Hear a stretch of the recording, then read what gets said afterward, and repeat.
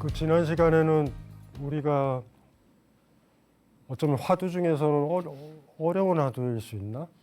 그 천녀 이야기 기억나죠? 혼 분리돼 가지고 이홍기라는 당나라 때 소설.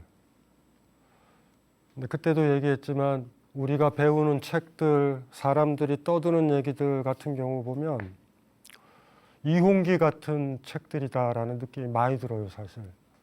잘못된 책들 너무 많아요, 철학자의 입장에서. 그리고 항상 확인이 가능해야 되잖아요. 그래, 들을 수 있죠. 저기 가면 꽃이 예뻐. 그리고 내가 가서 내가 예쁜지 안 예쁜지 내가 평가를 내리고 판단을 내리는 거.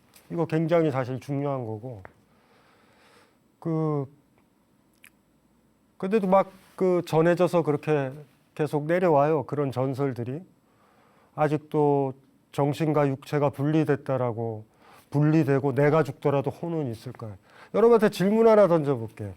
우리의 혼은 90 먹은 할머니 입장에서 돌아가셨는데 할머니의 쭈글쭈글한 모습이 그 혼의 모습일까? 아니면 20대 때 혼의 모습일까? 10살에 죽은 아이의 혼의 모습은 어떨까? 그런 것만 생각해봐도 굉장히 재밌어요. 얼마나 우리가 황당하게 추상하는가.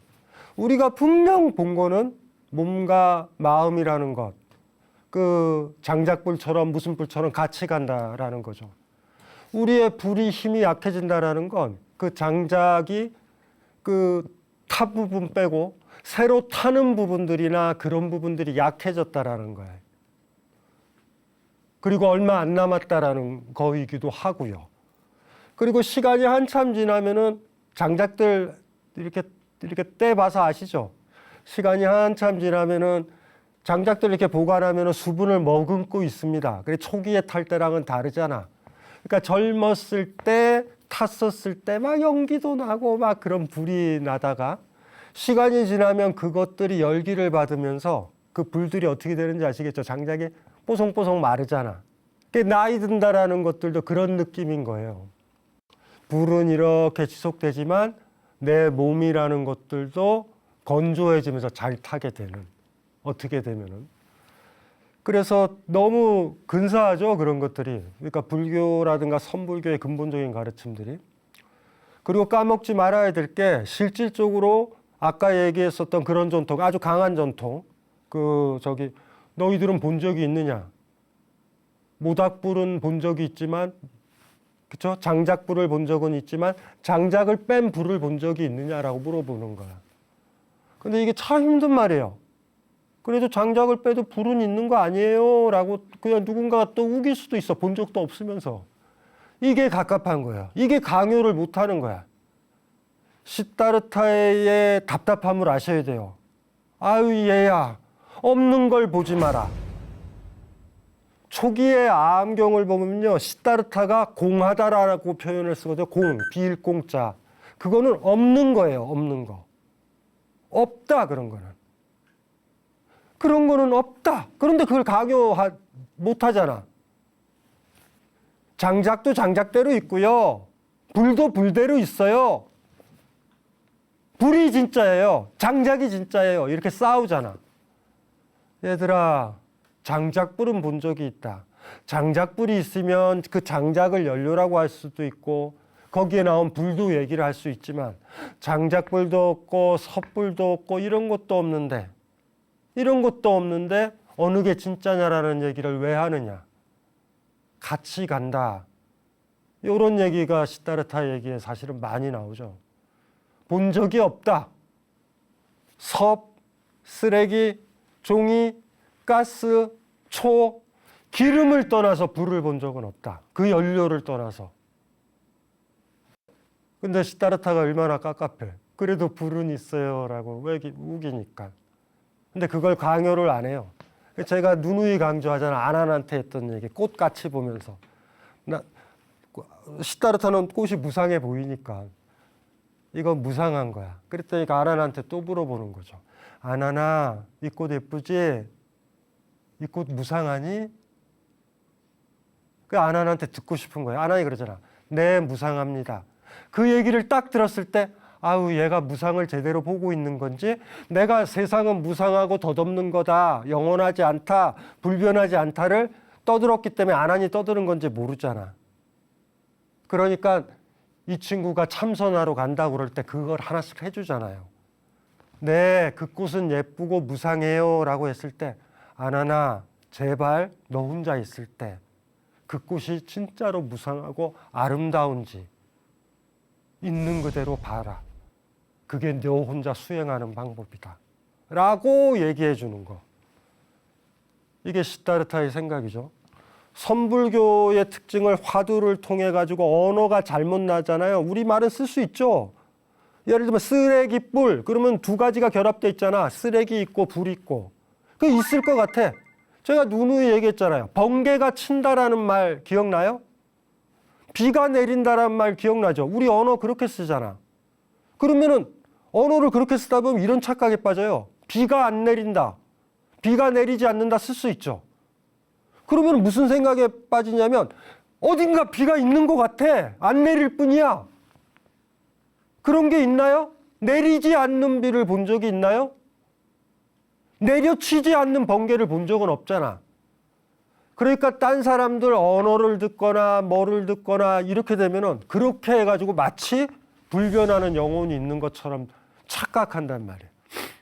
번개가 친다, 주어 수어를 쓰니까 착각에 빠지는 거야. 강신주는 살아있다, 그렇죠? 강신주는 살아있지 않다. 살아있지 않으면 살아있지 않은 건데 강신주는 있는 것 같아요, 느낌이. 어머님이 살아있다, 어머님이 돌아가셨다, 그러면 어머님이 죽었다, 그러면 어머니가 있는 것 같아, 느낌이. 번개가 안 친다 그럴 때 그냥 안 치는 건데 번개가 어딘가에 있으면서 안 치는 것 같아. 비가 내린다, 그건 하나의 사태죠. 그냥 비가 내려. 그런데 그걸 부정을 하게 되면 놀라운 일이 벌어집니다. 비가 내리지 않는다. 비는 어디엔가 있는 것 같아. 시타르타서부터 불교에서는 그거에 굉장히 민감해요. 그래서 제가 얘기했잖아요. 희론 정멸이라고. 희론, 우리를 희롱하는 논의들, 언어들, 생각들이 고유해져야 있는 그대로 본다. 그런 전통들. 말이 굉장히 사실은 중요하죠. 네.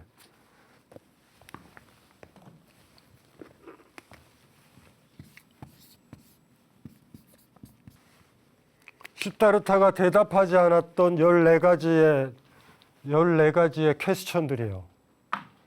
그런데 놀라운 게 뭐냐면 이 14무기라고 그러거든요. 요 얘기 중에 하나가 지난번 우리가 다뤘던 천녀 이혼 얘기와 같은 거야. 몸과 마음은 같은가 다른가. 요거에 대해서 얘기 안 했습니다. 얘기를 했다 하면 일이 일파만파 커져요. 제가 아까 얘기했잖아요. 혼이 어느 게 진짜고 가짜고 어떻게든 대답하든 간에 혼이 진짜야 그러면 일파만파, 몸이 진짜야 그래도 또 일파만파. 본 적이 없는데 그냥 우리가 보는 건 모닥불인데 요 전통을 기억을 해야 돼요. 왜 제가 이 얘기를 하냐면 아함경이나 초기 경전이 순수하지 않습니다. 제자들이 모은 거예요. 빨라봤자 100년, 늦게까지로 따지면 400년, 시타르타가 죽은 다음에 나는 이렇게 들었노라가 만들어지는 거예요. 스리랑카에도 만들어지고요. 아까 얘기했던 스리랑카에 시타르타가 얘기했던 설법했던 모음집을 니까야라고 부르고 중국으로 번역된 거, 한자로 번역된 걸 아함경이라고 그러잖아요. 아함경도 중국에서 번역된 게 중국어 한자로 번역된 게 400년, 500년이란 말이에요. 시타르타 죽은 지 600년이 훨씬 지나서요. 초기에 모여져도 그래. 근데 문제는 뭐냐면 아함경이나 시타르타가 처음에 여기서 시타르타가 말했던 게 중요해. 시타르타 말을 들어야 돼 라고 그러지만 아함경전에도 절대 얘기하지 말아야 될 것들 있죠. 왜냐하면 이건 대답하면 안 돼. 본 적이 없는 거야. 주어를 봐야지 우리는 그것에 대해서 판단을 내려야 됩니다. 꽃은 예쁘다 있죠. 이 꽃은 예쁘지 않니? 내가 경험하고 내가 느끼고 있어. 이 커피는 맛있니는 된단 말이야. 커피를 먹어본 사람, 느껴본 사람, 본 적도 없는 사람한테 커피에 대한 글을 얘기를 한다, 물어본다. 뭐라고 얘기할 거야? 뭐라고 답을 할 거야? 뭐라고 해도 안 된단 말이에요. 그래서 제가 1인칭의 경험이 중요하다라고 얘기한 거고, 이거에 침묵을 한다라는 거에 이거 기억나시죠? 세계는 유한한가? 무한한가? 그러니까 공간의 문제, 시간의 문제. 시간은 영원한가? 그러니까 영원하냐? 영원하지 않느냐? 영원하면서 영원하지 않느냐? 영혼과 육체는 같느냐? 심지어 이거요. 시타르타는 열애는 죽은 다음에 존재하느냐? 죽기 전에 존재하느냐? 그렇죠? 태어나기 전에도 있느냐? 과거, 현재, 미래에 있느냐? 이것도 얘기를 안 해. 죽은 다음에 열애가 존재하는지 안 하는지 그 열애는요. 없는 거잖아. 내가 그거를 못하는 거예요. 그거는. 내가 지금 내 앞에 있는 것들이 아니야. 불교의 강력한 정신을 알아야 됩니다. 시타르타가 꽃을 두고서 얘기를 하잖아. 이 꽃 예쁘지? 아난한테. 그런데 만약에 인도에 없는 꽃 있죠. 그거에 가지고 얘기하면 답이 없는 거예요. 그게. 그걸 어떻게 경험하라고 그러고 어떻게 느끼라고 그래. 그래서 사실은 저 같은 경우는 아함경을 읽으면서 그리고 닉가야를 보면서 14무기 전통을 어기는 얘기들에 대해서는 신뢰하지 않아요. 내세에 대해서 얘기하거나 혼에 대해서 얘기하거나 윤회에 대해서 얘기하는 거 일철 보지도 않아요. 그냥 건너뛰어요, 저는. 모든 사람이 볼 수 있는 것들, 그렇게 얘기하는 꽃 같은 거. 꽃이 펴 있고 시타르타가 아난한테 얘기했던 그런 것. 그리고 엄마가 아기 데리고 얘기하는 것. 어머니가 자기 남편, 그러니까 애한테는 아버지죠. 어머니가 얘기하는 거야. 그렇죠? 우리 행복해 보이지 않니? 라고 하는 거.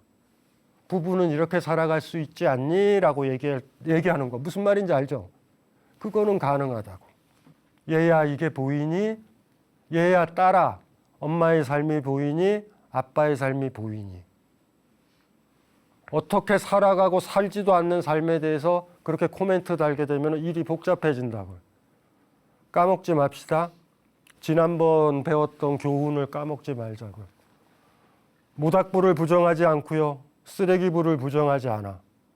그런데 모닥불, 장작을 떠나서 가스를 떠나서 초를 떠나서 기름을 떠난 불에 대해서는 얘기하지 않아요. 절대. 이거를 까먹으면 안 돼. 그래서 라디칼한 겁니다. 그래서 강력한 거예요. 그래서 그렇게 친절한 거예요. 여기 꽃 보이지? 예쁘지? 꽃은 무상하니 무상하지 않니? 아난이 얘기했잖아요. 나 참선하러 갈 거고 수행하러 갈 거예요. 바로 부른다고요. 가장 가까운 제자인데 가장 지혜롭다는 아난을 바로 부르는 거야. 그리고 가는 거예요. 그리고 꽃 앞에서 같이 쓰는 거예요. 음식을 해가지고 되지도 않은 음식 같은 것들을 가지고서 있죠.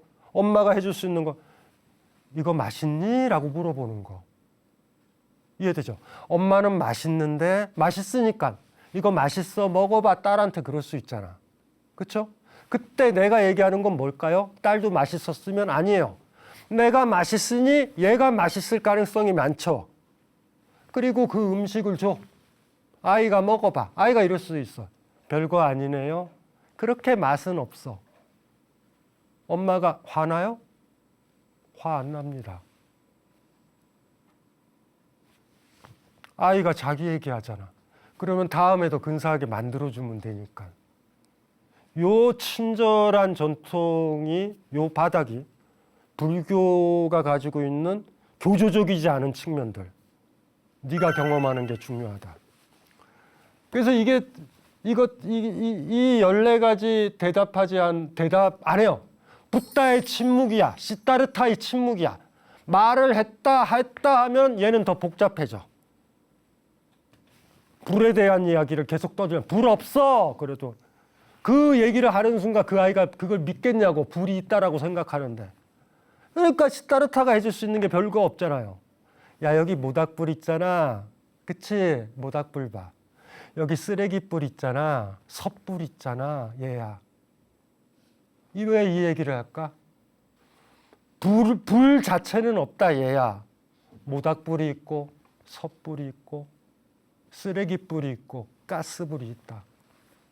알아야 된다. 그리고 시간이 지나면 다 꺼진다. 무상하다. 예쁘게 불 폈으면 좋겠다. 우리도 그런 것 같으니까. 여러분 몸을 만지는 이 몸이 따뜻하잖아. 살아있잖아. 그리고 내가 만지잖아. 여러분들이 섭불이라고 생각하면 섭을 만지고 타고 있는 섭을 만지는 거예요, 지금. 얘야 영원하지 않다. 너 영원하지 않다. 지금 꽃처럼 불이 이렇게 붙어서 살고 있다. 그리고 누군가가 이 세상을 떠나거나 그럴 때 어떻게 생각해야 되는지도 아시겠죠? 아이고야 잘 탔구나 라고 생각하는 거. 그런데 여기서 갑자기 시다르타가 야, 불 같은 건 없어. 불 자체는 없어. 이렇게 주장하면 골치 아파. 걔는 머릿속에 생각해. 불 자체 있어. 그냥 이래버리면 끝나는 거 아니야. 강요를 못한다. 얘가 그렇게 봐야 되는데. 그래서 다시 또 얘기하는 거야. 아까 그래서 지난주 읽었던 게 길잖아요. 쓰레기 뿔이 있고 뭐가 있고 뭐가 있고 얘기하잖아.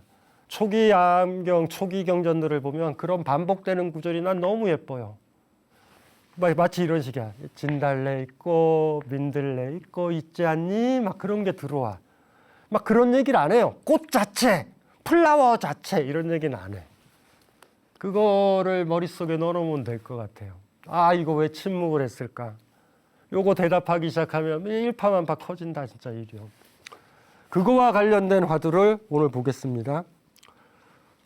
무문관에서 5번째로 나오는 향엄상수라는 건데요. 향엄이라는 스님이 상수라는 거는 상자가 한자로 오른다라는 거니까 나무에 오른다라는 거, 나무에 올랐다 뭐 이런 거예요. 요 화두는 겉보기 우리가 많이 풀었었던 어떤 딜레마를 또 얘기해요. 아, 이거 읽기 전에 선불교가 언어도단이라고 그랬잖아요. 언어도단, 언어의 길이 끊어진다. 그거는 뭐냐면은 이거랑 관련돼 있는 거예요. 그러니까 언어의 길이 끊어졌다라는 얘기는 언어는 번개 얘기. 번개가 안 치면 번개가 존재해. 사람이 죽어도 영혼은 불변해. 불이 꺼져도 불은 그대로 있을 거야. 라는 이런 것들을 담자는 게 언어잖아요. 그럴 때 언어도단이라고 그랬을 때 모든 언어를 제거하는 건 아닙니다. 여기 모닥불이 있어. 부정하지 않아요? 이 꽃 예쁘다. 부정하지 않습니다. 어디에서 언어도단이 벌어지냐면 그렇게 쓸데없이 사변적으로 가고 막 영혼이 있어 불변하는 게 있어 뭐 기타 등등 그런 많은 얘기들로 가는 길을 끊는 이유는 내 앞에 보여있는 이것, 이 꽃을 장미라고 하는 것, 이 장미라고 그랬을 때 장미 일반을 보는 게 아니잖아요. 그런데 장미도 안 보고 장미 그러면 여러분이 꿈꾸는 장미는 뭡니까? 사람 한 사람 떠나서 사람은 없는데 집에 앉아서 인간이란 이래야 돼 이러고 있잖아. 인간 일반을. 그런 건 없다. 그런 생각들. 그쪽으로 못 가게 하는 길이에요. 언어도단이다. 깨달음은 언어의 길이 끊어지는 거야 라고 얘기했던 게 뭐냐면 유령이라는 단어, 영혼이라는 단어, 천국이라는 단어, 극락이라는 단어를 보고 상상을 하잖아요. 그쪽으로 가는 상상을 끊어야 된단 말이에요. 그게 무섭고 죽음이 무섭고 그쪽이 무섭다 보니 이쪽이 안 보여. 꽃의 세계가 안 보여.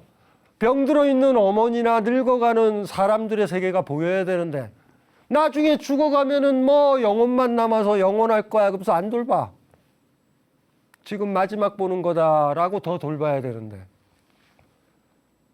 이런 거죠. 언어의 길이 끊어졌다라는 말도 오해를 하시면 안 돼요.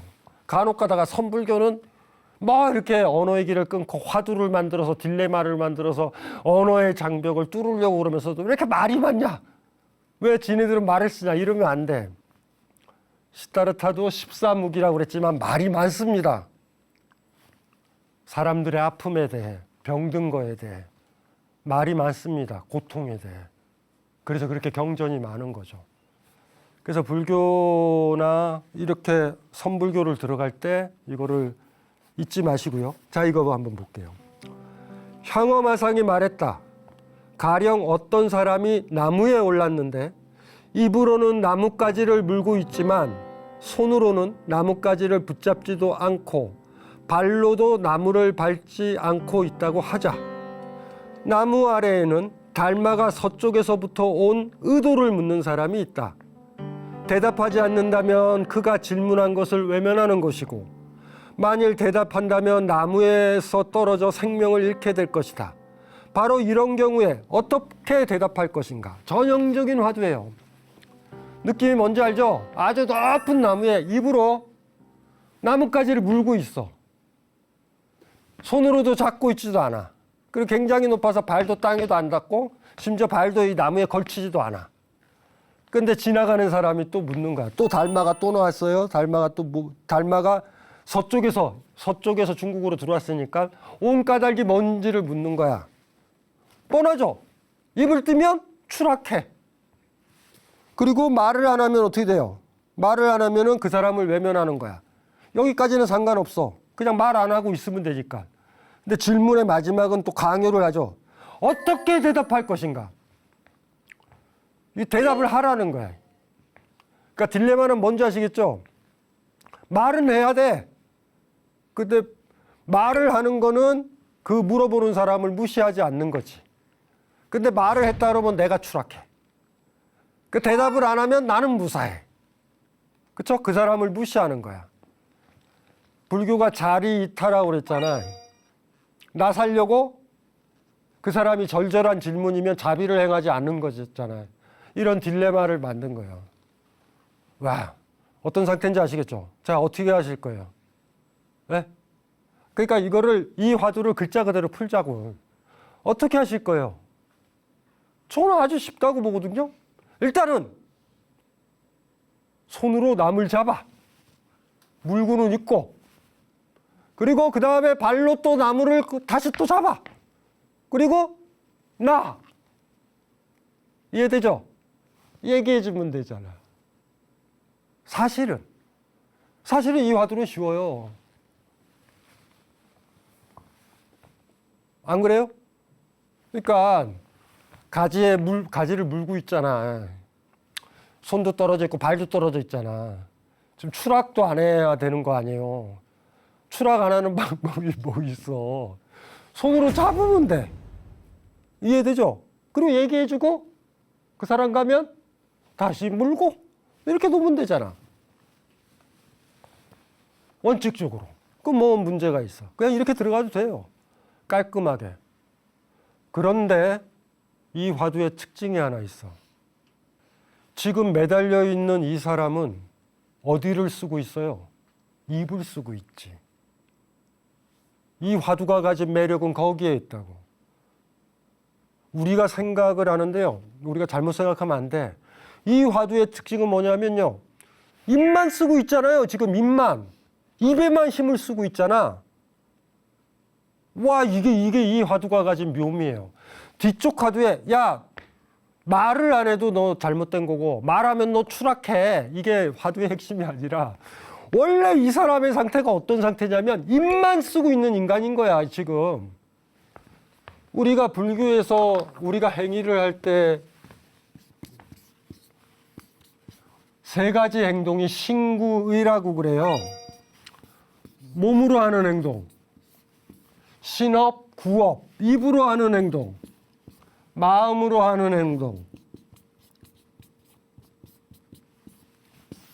삼업이라고 그러거든요. 세 가지 행동. 카르마라는 거를 막 너무나 막 이상하게 세속적으로 보지 마세요. 그냥 액션이에요, 액션. 어떤 의도를 가진 행동들. 몸으로 하는 행동들 있죠. 뭐 누굴 때린다든가, 누굴 업어준다든가. 말로 하는 업도 있잖아. 그쵸?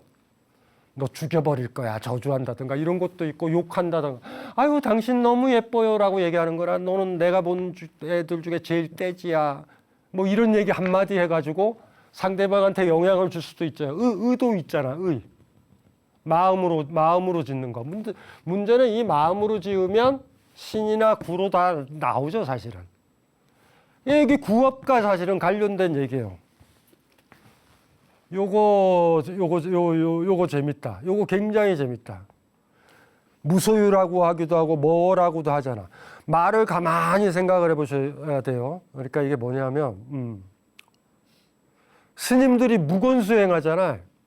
사실 지금 우리가 읽은 향엄상수 이 제5칙에 나와 있는 이 화두는 무건수행 중에 있는 스님에 대한 화두일 수도 있어. 무건수행을 할 때 와 침묵하고 있으니까 됐다가 아니라 제일 힘들어요. 무건수행이. 말 안 하는 거니까. 무건수행이 이 나뭇가지 물고 있는 거랑 비슷해. 그런데 말에 대해서 가장 집중하는 상태가 무건수행이에요. 언어에 대한 집중은 그때보다 강한 게 없어요. 말은 해야 되는데. 무슨 말인지 알죠? 무건수행 중이다. 근데 여기 꼬맹이가 지나가면서 물어봐요. 스님, 이물 먹어도 되죠? 먹으면 죽어. 근데 난 무건수행 중이야. 이해돼요? 그럼 뭐라고 내가 어떻게 해야 돼? 무건수행이 깨지는 거야. 나 침묵하기로 했다. 왜 무건수행이 사찰에 있습니까? 이게 잘못된 업을 지을 수 있으니까. 요걸 한번 조금만 좀 얘기를 좀 해봐야 될 것 같아요. 향엄상수라는 이 화두의 가장 큰 묘미는요. 나뭇가지를 물고서 입만 쓰고 있다라는 거예요. 이거 굉장히 중요한 메타포거든요. 이 사람은 몸도 쓰지 않고 뜻도 쓰지 않아. 그냥 입에만 모든 정신이 팔려서 꽉 물고 있어. 무건수행과도 같은 상태이기도 하고 또 하나가 입만 쓰고 있는 사람의 비유이기도 해요. 이게. 요거를 한번 들어볼게요. 제가 얘기를 했잖아. 여러분들이 우리가 대화할 때랑 똑같아. 물건 들 때도 똑같아. 저는 간혹가다 그 비유를 드는데 두 사람이 요 테이블을 들잖아. 테이블을 들잖아. 내 쪽이 무거우면 들었을 때 내가 무거우면 이 사람은 가볍죠. 냉장고라든가 그런 거 무거운 거 소파 날라보면 알잖아. 그 미묘하게 내 쪽으로 무게가 갔다가 내가 가벼워졌다 그럴 때가 있잖아요. 이렇게 들 때 이 내가 무거우면 이 사람은 가벼워. 저는 이거를 자비라고 보고 사랑이라고 봅니다. 그런데 내가 무거워도 내가 행복해. 왜냐하면 그 사람을 아끼는 방식이니까. 그런데 내가 가벼워진다라는 건 무슨 소리예요? 저쪽이 무거워졌다라는 거지. 그럼 내가 이 사람을 떠납니까?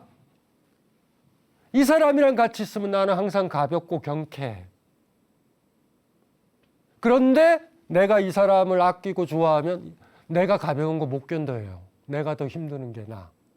언어도 똑같아요. 누군가랑 얘기를 할 때 여러분들 속 시원하죠? 누군가랑 얘기할 때 여러분이 속이 시원하면 그건 그 사람이 무거워진 거예요. 누군가랑 얘기를 끝냈는데 내가 답답하고 무거워지면 그 사람이 가벼워진 거야. 말 좋아하죠? 이야기 좋아하죠? 친구랑 얘기하고 부모님이랑 얘기하고 누구랑 얘기할 때 여러분들은 보면 말을 쏟아 부어요. 그리고 개운하게 돌아와. 그 사람을 고맙게 여겨야 된다고. 그 사람이 들어준 거야. 그런 상태에서 내가 그 사람을 아끼고 그 사람을 은혜롭게 생각하고 그 사람한테 자비를 행했다고 해야 돼요? 아니죠. 내가 말을 하고 나면 나 말 잘했어. 시원해. 나 배운 여자야. 배운 남자야. 이런 생각하면 끝난 거예요. 그 사람 무겁게 하는 거야. 사람들을 보면요. 많은 사람들이 떠들 때 보면 가벼워지려고 떠들어요. 친구 만나든 누구 만나든 다 가벼워지려고 그래. 내가 오늘 저 친구를 만나서 무거워져야지. 왜냐하면 누군가 만나거나 뜻대로 삶이 잘 안 되는 내 딸, 아들, 병든고 나이 드는 걸 무서워하는 어머니랑 얘기하면 답답해지잖아. 막. 내가 답답해지면은 내 딸, 아들이나 어머니, 아버지는 가벼워진 날이에요. 그날. 한 번이라도 저 사람 말을 들어서 내가 무거워져야지. 저 사람 힘든 걸 내가 다 받아줘야지라고 안 해. 누군가랑 대화를 할 때는 내가 무거워지려고 하는 거야. 나랑 얘기를 끝나고 났더니 저 사람이 가볍게 가야 돼. 왜 내 딸은 내 아들은 나랑 얘기를 안 하지? 어떤 부모들은 그래요. 내 딸과 아들이랑 얘기할 때 엄마인 나로서 아빠인 나로서 여러분 홀가분했잖아. 배운 척했잖아. 야단도 치고 저거 공부 안 하네. 오늘은 속 시원하게 다 얘기했잖아. 남편한테 얘기할 때도 그러고 아내한테도 얘기할 때도 그러잖아. 오늘 시원하잖아요. 막 속이 시원하잖아. 말할 사람이 필요해요? 여러분도 그렇게 잔인해가지고 어떡해. 말하고 나서 무거워졌어요? 오늘 무거워지러 가는 길이야. 오늘은 내가 말하는 게 아니라 어머니의 말을, 아버지의 말, 내 아들의 말, 내 딸의 말을 들어야 돼. 오늘은 잔뜩 무거워질 거야. 대화가 끝나고 내가 무거워지면 그 사람은 가벼워지는 거니까. 여러분들이 홀가분하게 나온 다음에 그 사람은 무겁습니다. 당연히 그 사람은 여러분들 자주 보고 싶겠어요? 만나기만 하면 무거워지는데. 자비를 꿈꾸는 수행자가 그래서는 안 되지. 아함경을 다 읽었다고, 니까야를 다 읽었다고, 화엄경을 다 읽었다고 할머니 할아버지한테 오만 얘기를 그냥 6시간 7시간 강의하면 어떡해. 그냥 할머니가 원했던 거, 할아버지가 원했던 거 내 말 들어줄 사람이 있으면 됐는데. 그래서 차라리 제가 얘기했잖아요. 스님이랑 얘기하는 것보다 산사 올라가는 길에 석불한테 얘기하는 게 100배 낫다. 듣기만 하니까. 무겁게. 그래서 석불이 있는지도 몰라. 그래서 석불이 생겼는지도 모르겠다. 무거워져서. 말하기 좋아하는 사람들을 신뢰하지 마세요. 누군가랑 말하는 건 무거운 일이다. 누군가랑 말하면 저 사람을 무겁게 하는 일이다. 저랑 누구랑 얘기를 했잖아요. 막 말을 주고받아. 끝나고 나면 저 친구는 어떻게 살아갈고 막 마음이 갑갑해. 얘기하고 나서. 그럼 100% 그 사람 있잖아요. 저랑 얘기했던 사람 있잖아. 랄랄랄랄랄라 하고 가요. 좋다고. 그걸로 그냥 힘이 되는 것 같아요. 구업이라는 말 굉장히 조심해야 돼요. 자비를 행한다라고 그랬다면 누군가랑 얘기를 하거나 설법을 하거나 그러면 스님이 무거워져야 되는 거야. 무슨 말인지 알죠? 설법 끝난 사람들은 가볍게 내려가야 된다고. 너희들은 왜 이렇게 수행을 안 해? 뭐 이런 식으로. 비구라는 말 있죠? 비구라는 말. 예. 그 원래 뜻이 걸식한다라는 의미에서 온 말이에요. 탁발했잖아. 주는 음식 먹었잖아. 거지행각처럼 했잖아요. 더 바닥이었다고.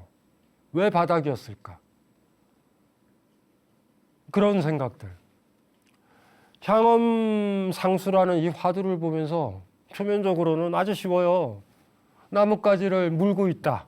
물고 있는 스님이 하나 있는데 지나가는 사람이 닮아가 서쪽에서 온 까닭은 뭐냐.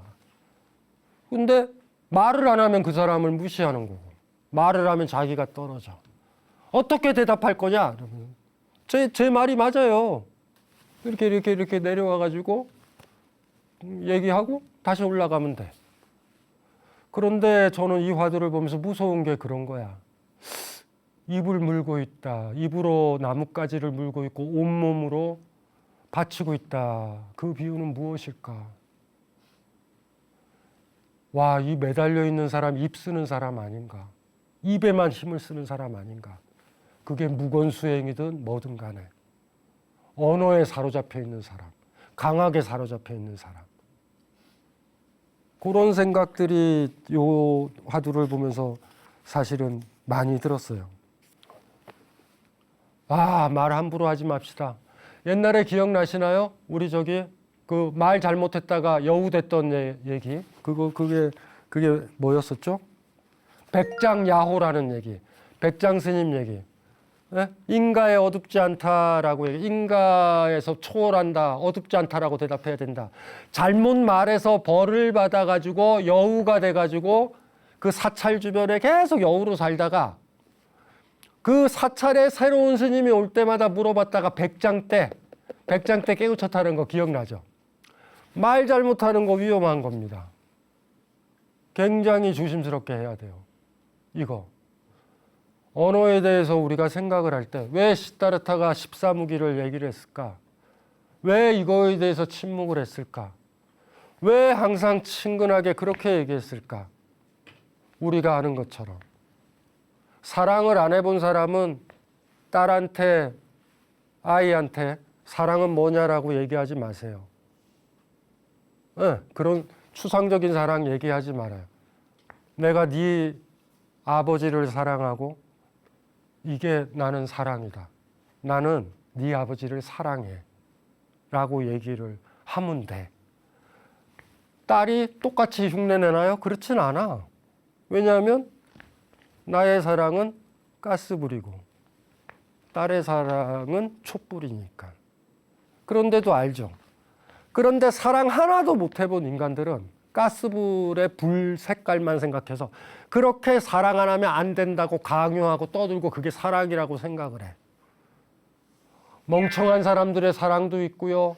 못 배운 사람들의 사랑도 있습니다. 식당 가가지고 막 시끄럽게 막 이렇게 얘기하는 막 시끄럽게 막 이렇게 뭐 배운 것 없이 왜 그래. 그런 형태의 사랑도 있습니다. 우리 평가하죠. 저건 사랑이 아니라고. 그리고 자기 사랑을 돌아보세요. 별로 대화 안 하고 고상하고 공식적 행사에 잘 참여하고 서로 사무적 관계에 불과하잖아. 똑같은 거예요. 이 14무기, 이 14가지의 질문에 침묵했다. 함부로 얘기하지 않았다. 왜? 이 얘기를 하면 상대방이 더 무거워질 수 있기 때문에. 그래서 다시 그런 얘기하는 거예요. 그렇게. 차라리 내가 사랑을 모르면 괴테의 베르테르의 슬픔을 같이 읽고 딸이랑 아들이랑 이해되죠? 이 사랑 괜찮니? 너 읽었니? 괜찮은데 별로야. 딸이 그럴 수 있잖아. 절대 강요 안 합니다. 참 재밌지 않아요? 내가 불 자체가 아니라 가스불이야를 진짜로 아는 사람은 촛불도 인정하고요. 섣불도 인정합니다. 반면 한 번도 제대로 불타오르지 못하고 사랑을 못 해본 사람은요. 추상적인 자기 생각 빼놓고는 다 사랑 아니라고 재단을 해. 진짜로 꽃을 아는 사람은요. 개나리 보고 장미가 되라고 강요하지 않습니다. 내가 생각하는 꽃은 장미를 추상한 거라는 걸 알고 있기 때문에 장미는 장미대로 피고 개나리는 개나리대로 피고 무슨 말인지 알죠? 동백은 동백대로 피는 겁니다. 꽃을 아는 사람은. 이 사람한테는 꽃 일반이라는 건 없어요. 근데 다 꽃들이야. 이렇게 볼 수 있지 않을까 그런 생각도 들고요. 향엄상수라는 화두는 재밌어요. 네, 재밌어요. 이 스토리 자체가. 그냥 뒤쪽 화두는 뭐 어렵지는 않아요. 그냥 머릿속으로만 생각하면 딜레마지. 아이씨, 이 물고 있는데 말하면 떨어지고 말 안 하면 이렇게 되니까 망했다. 전형적인 화두 같아 보여. 근데 이 화두만 풀면 어렵진 않아요. 나뭇가지 자꾸 말하고 다시 물고 있으면 돼. 무건수행이면 재밌지 않아요? 내 수행일 때는 무건수행하다가 결정적으로 독약을 먹거나 더러운 음물을 먹으려는 아이가 나오면 말해도 돼. 무슨 말인지 알죠? 야, 그거 먹지 마. 그거 먹으면 배탈 나. 그 다음에 무건수행 들어가면 되잖아, 다시. 왜 수행을 하죠? 왜 무건수행을 하지? 중생들한테 자비를 얻으려고 하잖아. 근데 독약 먹고 죽어가고 배탈 나는 물을 먹는데 침묵하고 있다? 이건 똑같은 거잖아. 그쵸? 무건수행 중이라서 사찰에 불났는데 불이야를 안 해. 예? 다 템플스테이 있는 사람들 다 타 죽었어. 훌륭하다. 그거를 잘 고민을 해봐야 돼요. 왜 무건수행을 하는지. 그런 것들에 대해서 막 떠올라요. 그게 재밌어. 이 화두의 묘미는 그거죠. 주둥아리에만 집중하고 있는 어떤 사람이 매달려 있는 거야. 그게 무건이라는 형태로 말하면 안 돼! 이런 거랑 자기도 모르게 계속 수다스럽게 남 무겁게 하는 말들만 하고 잔소리만 하고 말하면서 스트레스 풀어서 살아가는 사람이랑 저는 극단적으로 같다고 봐요. 남들 힘들게 하기로는. 그거를 비유로 딱 만든 게 아주 근사한 것 같아요. 제 눈에는 어쨌든 그게 이 화두를 보면서 많이 들어왔어요. 마지막으로 상수를 한번 읽어볼게요. 향엄하상이 말했다. 가령 어떤 사람이 나무에 올랐는데 입으로는 나뭇가지를 물고 있지만 손으로는 나뭇가지를 붙잡지도 않고 발로도 나무를 밟지 않고 있다고 하자. 나무 아래에는 달마가 서쪽에서부터 온 의도를 묻는 사람이 있다. 대답하지 않는다면 그가 질문한 것을 외면한 것이고 만일 대답한다면 나무에서 떨어져 생명을 잃게 될 것이다. 바로 이런 경우에는 어떻게 대답할 것인가? 깔끔하다니까요. 제가 그거 먹지 마! 하고 다시 무건수행으로 돌아오시면 돼. 그거 먹지 마! 남들이 지적질할 수 있잖아. 너 무건수행 중이잖아. 뭔 의미가 있어요? 남의 말을 받아들일 것. 남의 똥을 치듯이. 병든 어머니가 대소변 못 가릴 때 대소변 치듯이. 말하러 갈 때 아까 이거 짐들 때 얘기했잖아. 그 사람이랑 얘기하고 나서 여러분 마음이 하염없이 무거워지는 그 대화를 해볼 것. 그것만 하면 무건수행 안 해도 웬만하면 말하기 싫다라는 느낌이 들어. 남이랑 말 섞는 일은 무거워지는 것이다. 우리의 가장 큰 잘못이 뭔지 알죠? 남이랑 말을 하면 속 시원하다라고 착각에 빠지면서 배설하고 산다라는 거예요. 조심해야 되고 조심해야 돼요. 말 하나 잘못해서 한 사람을 죽음으로 몰고 갈 수도 있다고. 특히나 그게 사랑하는 사람이라면, 남편이라면, 아내라면, 딸이라면, 아들이라면. 죽기 전에 누구랑 대화해서 내 마음 더럽게 힘들다. 무겁다. 저 사람을 어찌할까? 우리 어미를 어찌할까? 우리 아비를 어찌할까? 내 딸을 어찌할까? 내 아들을 어찌할까? 내 아내를 어찌할까? 그냥 묵묵히 들어줄 수밖에 없는. 그리고 하염없이 무거워지는. 그 순간 여러분과 대화했던 사람은요. 엄청난 자비를 받은 느낌, 가벼운 느낌을 받습니다. 선한 구업 별거 아니에요. 배설하지 말았으면 좋겠어요. 말을. 예, 그러면 될 것 같아요. 이걸 마치겠습니다.